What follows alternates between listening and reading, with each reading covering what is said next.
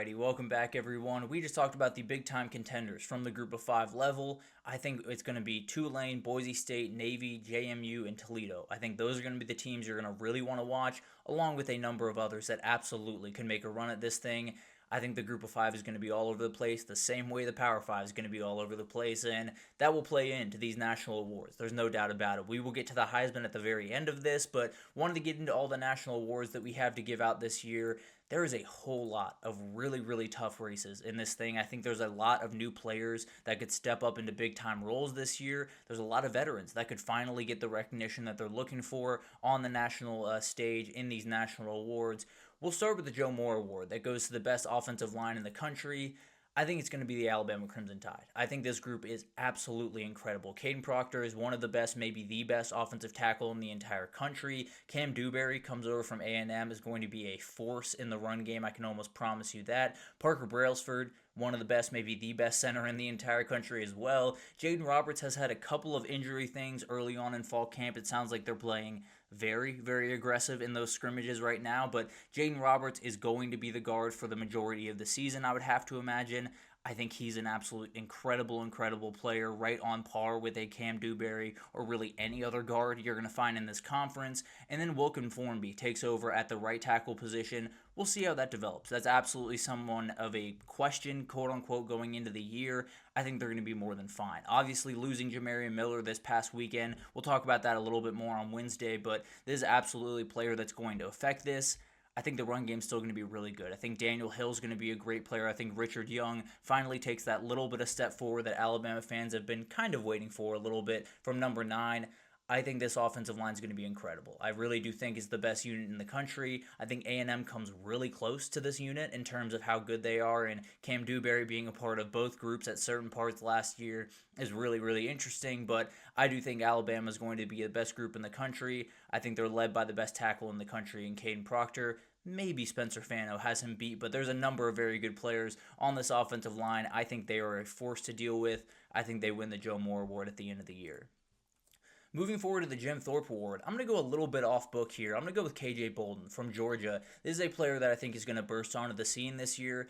If you're a Georgia fan, you know this guy. You do not need to be introduced to KJ Bolden, but I think he's going to be a nightmare this year. And I think when you look at the back end for Georgia, you lose Malachi Starks, obviously a huge player. They're a little bit younger on the back end than they normally are. I think they're the same amount of talented. I think Dalen Everett's one of the best corners in the country. I think Jonel Aguero is going to take a big-time step forward. All that being said, I think this is the most talented player they have on their back end of their defense. I think he's an absolute freak. I think he's going to make so many different plays in pass coverage as well as in the run game, especially in the run game, a very aggressive player, but I think this guy's special, and I think he's going to pick up right where Malachi Starks left off. I think he's going to put together an incredible year and, at the very least, be on the short list for the Jim Thorpe Award. I think he's going to win it. I think he's going to be an incredible player that really rounds into form towards the back half of the season and has an incredible sophomore campaign. For Butkus Award, it was kind of a layup. I'll be totally honest with you. I'm going with Anthony Hill Jr., the very best linebacker in the country. He's going to play a lot of big-time games. He's going to be in the most talked about conference, whether we like that or not. The SEC is going to be right up there. He's going to have a number of big-time games to really show out his performance. I think he's going to put on crazy numbers. And I think the big thing for him is the pass rush on this Texas team is an absolute nightmare. And we'll talk about that here in a second. But when you have Colin Simmons and Ethan Burke and all of those guys going after the quarterback, this guy's going to be freed up to do a number of different things, including rush the passer, but play a little bit of pass coverage, which he's gotten better and better at throughout his career. Play, obviously, in kind of a hook zone as a spy. He's going to be able to do a number of different things, and I think he's going to be one of the most productive, maybe the most productive defensive player in the entire country. I think he's going to be a force to be reckoned with, and when we look up at the end of the year, there's a number of guys in the linebacker position that you could pick for this award. I'm going to go with the guy that I think is the very best in the country, on the very best defense in the country as far as I'm concerned. I'm going to go with Anthony Hill to win this one. The Doak Walker Award goes to the very best running back in the country. I'm going to go Jeremiah Love. I do think Mekhi Hughes is going to have a very good case for this, especially with some of the learning curve, I suppose, that's going to happen with Dante Moore at times up there. Same thing's going to happen here, though. You're going to have a new quarterback, whether that's Kenny Minchie or CJ Carr. We're still trying to figure that out. We'll talk about that on Wednesday as well. But I do think Jeremiah Love is special. I think the biggest thing here is, can he stay on the field for an entire season? If he does that, I think he's going to have an incredible year both on the field and off it. I think he's going to do incredible things, and he's going to be the guy that just puts up truly insane numbers. The offensive line, although they lost a number of guys, is going to be as good as any in the country. I think this guy's going to be a force. And as long as he is on the field, he's going to put up truly insane numbers. I think he's the guy to watch for the Doak Walker Award. Although there's about 1 million guys that could find their way to win this thing, I think Jeremiah Love is the one that really stands out. I think he's fully healthy going into this year, and I think he will be fully healthy at the end of the year, which has been a tall order for this guy, but I think he's going to be incredible. I think he wins the Doak Walker Award this year. Davey O'Brien, I'm going to go with Garrett Nussmeier. I think Garrett Nussmeier is going to put on a show this year. I think the defense is going to be much better. There's no doubt about that. I think it's going to take a little bit of time. So I do think he's going to have to put up some really good numbers early on in the season for them to win some of those big-time games. Obviously, the week one against Clemson, but as well as a couple others that they're going to have to face early on in the year. I think they get Florida in week 3, if I'm not mistaken. He's going to have to put up good numbers in those. I think the offensive line will work out. I don't know if it's going to be as elite as it has been the last couple of years. I think they're going to be more than fine there. No doubt about it. And I think Garrett Nussmeier is going to bring home a big-time award here. Now, you'll find that the Davey O'Brien doesn't always translate into winning the Heisman, so that's something to watch here. But at the end of the day, I think Garrett Nussmeier puts together an incredible year, puts up some crazy numbers for LSU, especially early on in the year. And I think he's the guy that ends up winning the Davey O'Brien at the very end of the year for the best quarterback in the country. The John Mackey Award goes to the best tight end in the country. I'm not going to overthink this one. I'm going to go Eli Stowers. I thought about putting Jack Andrews from Texas over here, the transfer from Cal. Thought about putting Max Clare going to Ohio State from Purdue. I think Eli Stowers is going to be the most important guy on that Vanderbilt offense, and frankly, although I don't think Vanderbilt's going to be all that good this year, I do think they're going to be a team that's at least going to be able to move the ball sort of effectively, and mainly I think he's going to be the absolute go-to guy, bar none. I don't think there's going to be anyone all that close to him, frankly. So I think you're going to be in a position where Eli Stowers is going to take up a big-time part of the target share over there, kind of like a Penn State situation a year ago where they needed Tyler Warren to play really good football if they were going to be effective last year. I think Vanderbilt's the exact same thing with Eli Stowers. I think he puts together a very nice year for Vanderbilt and wins the John Mackey Award, although I don't think Vanderbilt's going to put up too many wins. I think this guy's going to put up some really crazy numbers this upcoming year. Moving on to the Bronco Nagurski Award, goes to the very best defender in the entire country. I think it's going to be Colin Simmons from Texas. I think the edge rusher is going to put up ridiculous numbers. I think he might even put up record-breaking numbers this year. That's how good I think this kid is. I don't think there was a tackle in the country that could really contain him last year. I don't see that being any different this year, especially not having to play in Alabama with a Caden Proctor, being able to go after some lower competition within the SEC, not bad competition by any means, but absolutely a guy that I think is going to explode. I think the big thing to remember here is they're going to throw guys at him. There's no doubt about that. But also, you have Ethan Burke on the other side. You have a very good, very long defender that absolutely can cause his own havoc. I don't think they're going to be able to key in on Colin Simmons. I think they're absolutely going to put most of their energy into stopping him. I don't think they're going to be able to put enough energy into stopping him, and I think he's going to be a force. In week 1, I think he's going to be a nightmare for Ohio State to deal with, and I don't think he's going to go away for the rest of the year. I think he's going to be a nightmare for every single offense to deal with in the entire country. I think Colin Simmons puts on an absolute show this year. I really do. I think he's a special player going into his sophomore campaign. I think he's one of the best, maybe the very best defender in the entire country. Although Caleb Downs is right up there with him, I think the numbers for Colin Simmons are going to be a little bit more eye-popping at the end of the year. I think he wins the Bronco Nagurski Award. The Biletnikoff, I'm going Jeremiah Smith. And the funny thing here is I don't necessarily think Jeremiah Smith is going to have the best numbers at the very end of the year. I frankly think he probably should have won this award last year, but that's a totally different conversation.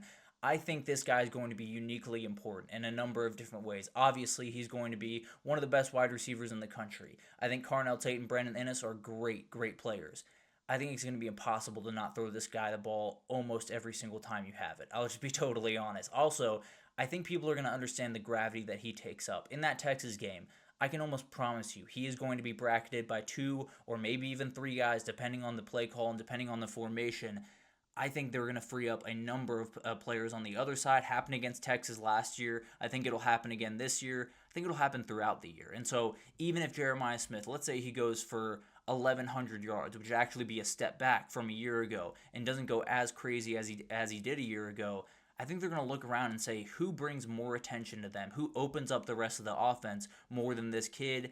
And I think Jeremiah Smith is going to end up being the Biletnikoff winner, even if a Jordan Tyson has more receiving yards, even if a Ryan Wingo has more receiving touchdowns. I think Jeremiah Smith is the most important player maybe in the entire country, and I think he's a guy that when you look up at the end of the year, maybe has not had the statistical year that he had a year ago. He's going to make sure that everyone else around him has better statistical years than they did a year ago, and I think that's going to be a huge part of this conversation by the end of the year. The Broyles Award goes to the very best coordinator in the entire country. I'm going to go with Jason Beck at Utah. He comes over from New Mexico with Devin Dampier. I think this Utah offense is going to be incredible. I really do. I think Wayshawn Parker is an incredibly underrated running back. I think they add a number of big-time players from New Mexico and Ryan Davis on the outside, as well as Tobias Merriweather, who I think was just underutilized at Cal in some respects. I think Jason Beck is going to be incredible this year, and I think he's going to get looks for a head coaching job. I don't know if he'll make that jump right away, but I do think it's going to be a uniquely explosive offense, and I think in the Big 12, where you're going to have a number of really solid, really fun offenses, I still think Utah is going to be the show. I think Utah is going to be the go-to game every single weekend, and I think Jason Beck is going to be the very best offensive coordinator, defensive coordinator in general. By the end of the season, I think Utah is going to be incredible offensively. And then Coach of the Year, Washington is my team this year. Washington is the team that I am leaning into, and if I'm picking them to make a big-time run, win 10 games, I got to pick their head coach to win Coach of the Year. Obviously, I'm going to go with Jedd Fisch here, an incredible head coach. And I thought about a number of guys that I think are going to do incredible things. John Sumrall down at Tulane, I think he's going to be incredible. I think Brian Kelly is going to prove a lot of people wrong this year. I think obviously you're going to have Kyle Whittingham in this conversation with what he's going to do over at the Big 12. I think Jedd Fisch is going to win this award. I think the turnover that has happened at Washington over the last couple of years has been not overshadowed by any respect. Obviously, it's been talked about quite a bit. I still think it hasn't been given the proper respect. And I think Damon Williams is going to put together a really, really nice year. I think the defense is going to be really talented on the other side of the ball, even losing a couple of guys this offseason. I think this team is going to be really good. I'm leaning into Washington, which pretty much means I got to pick Jedd Fisch to be my Coach of the Year. Really thought about Kalen DeBoer here, but at the end of the day, I'm going to go with the guy that took over for him at his old job, and I'm going to go with Jedd Fisch to win Coach of the Year this year. Then we got Heisman Trophy, and I'm going to go with the finalists here first. I'm going to do Jeremiah Love, Cade Klubnik, Garrett Nussmeier, and Jeremiah Smith. I think that those will be the guys representing their teams in New York City. The weird thing is Jeremiah Smith, being on here is a little bit confusing because obviously Julian Saint is going to have a big time year if Jeremiah Smith has a big time year. I think Jeremiah Smith could outshine the quarterback. Now, it's not to say Julian Saint wouldn't deserve to be here, or at least deserve to be in the conversation. Absolutely. If Jeremiah Smith is here, you can bet Julian Saint's probably in the top 10 at the very least of the Heisman voting. I just think when you're talking about the Ohio State football team, you're going to start with number 4, and then you're going to move to the quarterback, and you're going to move to different positions. But I think Jeremiah Smith is going to get all the love in the world. And I think he's one of those unique guys in the wide receiver position, kind of like Ryan Williams this year, that I think is going to be able to outshine his quarterback when he's making big-time plays. People are going to focus on Julian Saint plenty. I think Jeremiah Smith is going to get the majority of the love, and I think he's going to overtake his quarterback in that respect. I don't think he has to have a ridiculous season to do so. I really do think he can do it with a 1,400-yard, 1,300-yard year like he had a year ago. I think he's going to be uniquely impressive, and whether it's, fudging the numbers or people getting a little bit over their skis for maybe the best player in the country, I think Jeremiah Smith finds his way to New York. Cade Klubnik, I think the runway is just incredible. I think when you look at the schedule that he's going to have, obviously the ACC schedule with Clemson is going to be very favorable for this guy, but they also dodged Miami this year. I think this team is in a great position to put up some incredible numbers. I also think the run game is not going to be great. I think they're going to really have to get that going. I think they have some good pieces. I think Adam Randall is going to come into his own in his first full year at running back. I think Gideon Davidson is going to come in as a freshman year and have an incredible year. I still think Cade Klubnik and the wide receiver trio that they have is going to be the most important part of this team. Period. End of story. And I think Cade Klubnik is going to put up some just truly ridiculous numbers at the end of the year. Same thing with Garrett Nussmeier. Love what Caden Durham brings to the table. I still think the pass game is going to have to carry most of the weight offensively, and I think Garrett Nussmeier is more than capable of carrying that weight. I think he puts together an incredible year and finds his way to New York. And then Jeremiah Love. To me, he's one of the most important players in the country to his offense, especially with a new quarterback coming on, whether it's CJ Carr or Kenny Minchey, maybe even more if it's Kenny Minchey because of the attention that he will take up in the run game. I think Jeremiah Love's going to have a huge year. I think he's going to do incredible things. I think he will stay healthy, which is a little bit of a bet by me. But at the end of the day, I do think Jeremiah Love puts together an incredible year. I think he finds his way to New York City. And I think at the end of the day, when you're talking about, I know I had Garrett Nussmeier winning the Davy O'Brien. I think Cade Klubnik wins the Heisman. It's the weirdest thing in the world that the best quarterback in the country can be given out to one guy, and then another quarterback wins the Heisman. But it happens a lot, and it's weird that it happens a lot, but at the end of the day, I do think it'll happen this year. I think Cade Klubnik wins the Heisman Trophy. I think the schedule sets up incredibly well for him. I think he catches an LSU team at the perfect time before they've really gotten their feet under them defensively. I think he puts together an incredible year. I'm going to take Cade Klubnik to win the Heisman Trophy and then ride off into the sunset. I think he's going to have an incredible year. Garrett Riley, we know, can call an offense, and this is Cade Klubnik's third year really executing that offense. I think he's going to be an incredible player, and I think, obviously, the schedule is going to have quite a bit to do with that. I think he's going to put up crazy, crazy numbers and find his way to a Heisman Trophy at the end of the year. Will he find his way to the CFP? Well, almost definitely he'll find his way to the CFP. Will he find his way to the national title game is the question that all Clemson fans are asking, and we'll get into that right after this. There is a number of picks that I'm questioning in this next segment, but I will get my official CFP picks right after this, so stick with us.